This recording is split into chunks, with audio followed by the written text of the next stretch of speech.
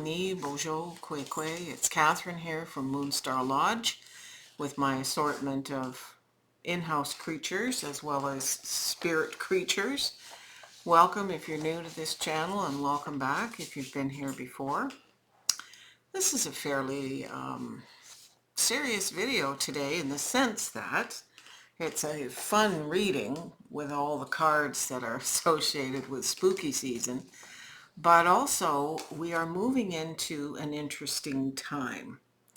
So the new moon is on Tuesday, the 25th, and it's a special moon. It's in fact a partial total eclipse. The full moon is on November the 8th, and it's a total lunar eclipse. And then we have, for the next moon cycle, a new moon in perigee, meaning it's the closest it can be to the Earth. So with all these things happening, this is a very explosive time in the shamanic world because we use new moons for journeying. But when we have a new moon with an eclipse, we ramp up the ceremony. So those are things to keep in mind. October 25th is also Owagat, which is the Iroquoian Feast of the Dead. So very important to me personally. My Algonquin grandmother transitioned on that day, as did another dear friend, and I'm very aware of the veil and its thinness. We move from Weaves the Web on Tuesday to Walks Tall Woman, and I'm going to read you a little bit about Walks Tall Woman. She is the guardian of leadership and the keeper of new paths, the mother of beauty and grace and the keeper of innovation and persistence, the role model of health, physical fitness, stamina, and letting the heart's desire take the lead, the keeper of personal impeccability and the guardian of all forms of inner strength.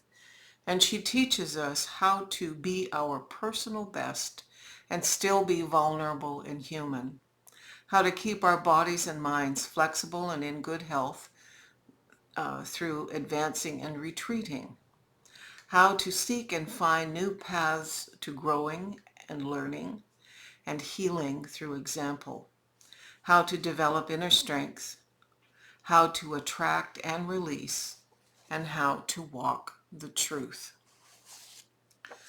So this grandmother is a very big important part of this reading because obviously we are in her new moon energy the days that this reading starts.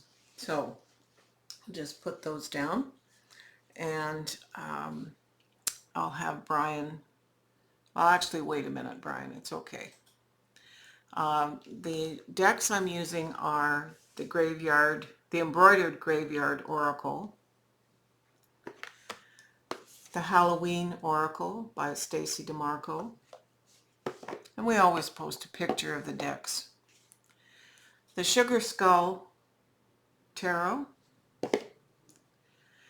the Dark Mirror Tarot, again, it's a very powerful oracle. I'm sorry, the Dark Mirror Oracle. If I called it tarot, I didn't mean to. And the Macabre Tarot because, well,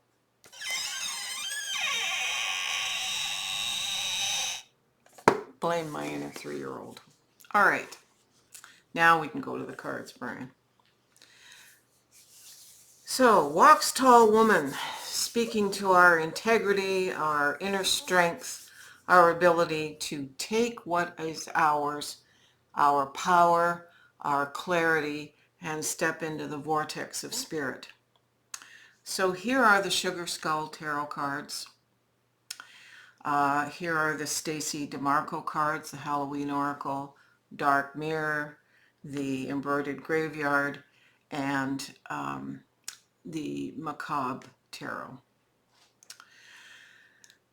All right, so we start with the Strength card, the Seven of Wands, Two of Wands, Five of Pentacles, the Tower, the Queen of Cups, and the Star. So let's talk this story through and bring in these support pieces of information. I'm rolling up the sleeves here. So we start on this Monday, the 24th of October, getting ready to acknowledge our strength and pull our strength together. It's interesting that the card just above it is invisibility, which is authenticity. And it talks about being so clear that we are transparent in our intention, our focus, and purpose. People would not misidentify where we're coming from when we are in our strength. We are pulling together, garnering our strength, pulling our totems in, because one of the situations here is the Seven of Wands. We have the higher ground, and we are being asked, because sevens are experience, to pull our experience together to take and continue pursuing what it is that we're going for here. So while there are others who might not agree with where we're going or try to attack us or take our position, we are going to be successful in moving in the direction that we need to move. The Two of Wands is, again, this is a fire spirit element, is telling us we're pulling together the place on the map, as it were, the map of our life, where we're headed. We haven't taken off yet, but we are about to take off. What you can't let hold you back, or how do I phrase this? The Five of Pentacles is usually considered, at least in Rider-Waite, a card of being shut away or left out or being without, whether it's money, whether it's connection, positive emotions, spiritual connections. But this card is much more than that. The Five of Pentacles is about taking our wagon and moving on, following the star, finding the new direction, listening to our intuition. It is about making space in a different community. You know, technically, this wagon is suggesting a change of location or a change of place. But this can be a change of who we are, change of direction. If we're not finding that within us anymore that supports whatever this Five of Pentacles represents, it's time to just take our stuff and follow our intuition and go. We're having a Tower moment. So again, the strength is necessary here for all of this. The Queen of Cups tells us we have the emotional stuff, as it were, to make this all happen without falling off the rails and derailing ourselves in a place of despair. And the Star says our hopes and dreams will be manifest. So while it feels like a bit of a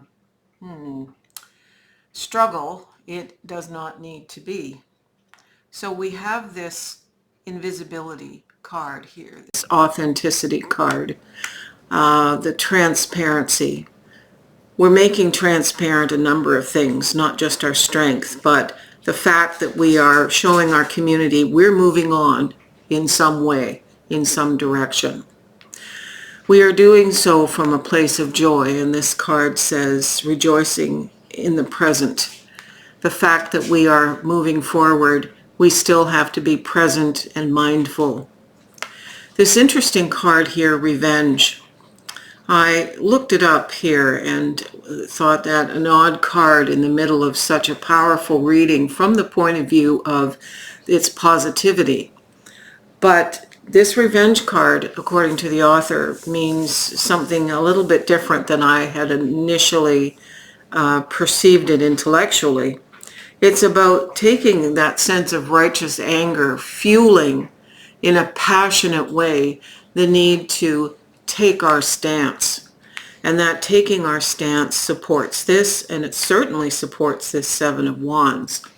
So we are sometimes needing to pull ourselves up by our bootstraps and say, yeah, I'm not tolerating a particular situation anymore, and I need to have it move on.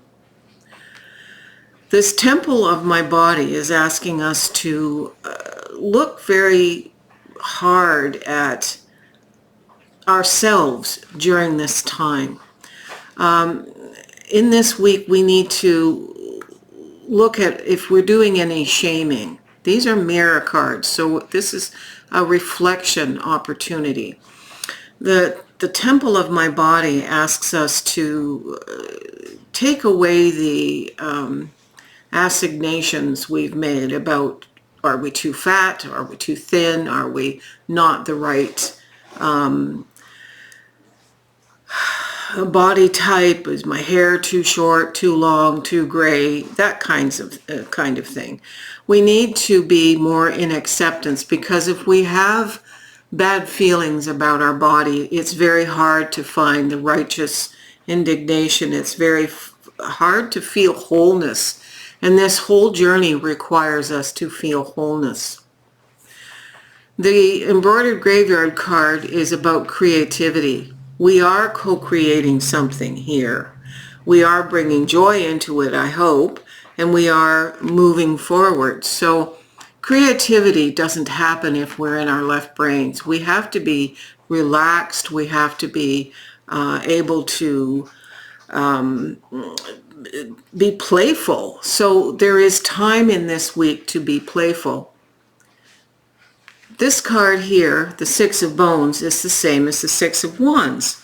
So we have wands here, we have wands here, and now we have another wands card. The Six of Bones is about success. And if you think of the image on a Rider-Waite card, it's somebody on a horse with garland all around them. They're successful not just within themselves, but within their community. So this move away from something shows itself to your people, whatever that means, that you are doing this from a place of success. And then we have the Death card, which is pure transformation, a resurrection of self away from this. You have the emotional integrity and emotional strength and security. You have all the other aspects of strength and tenacity, transparency, even a little bit of righteous anger. You've got yourself in alignment with your concept of yourself, and you're meeting your hopes and dreams using your intuition. You can flip the camera, Brian. So, always, it doesn't matter how old I get, and I'm getting very old. However, when I look at cards intellectually, at first I go, ooh, how do I make this a nice reading? And then when I let Spirit take the wheel, so to speak, and help me get into the meat of these readings, it's really, really awesome for me how well they work. And so I'm very pleased with this, and I hope you are too. The veil is so thin, the ancestors are right there in our faces, like the octopus on your nose. It's time to utilize their wisdom and their gifts. It's time to utilize your angels, guides, teachers, because it's so easy to get them. So be blessed. I thank you for your support. I thank Pam out there for her support from BC. That means a lot to me. And if you'd like to support my coffee, it's a play on words, go down into the description below the reading, and you can support us with a little coffee donation. And You can look us up on Moonstarlodge on Facebook and Instagram. I do 2 little mini readings during the week to support this larger reading. So they'll be up on Instagram and moved over onto Facebook. They don't show up on YouTube. Anyway, miigwech, nyawen, be at peace, and talk to those spooks. Aho.